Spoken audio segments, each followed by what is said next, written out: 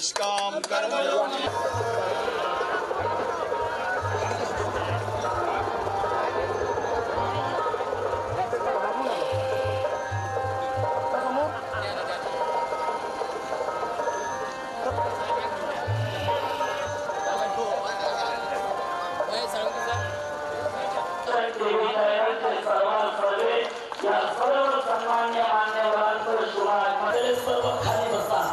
शांततेत खाली बसा.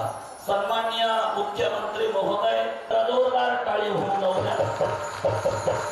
खूप खूप मनापासून माननीय मुख्यमंत्री महोदयांचं आपण अभिनंदन करू. खुर्ची खाली उठणार कोणीच नाही. सगळ्यांनी जप करायचं.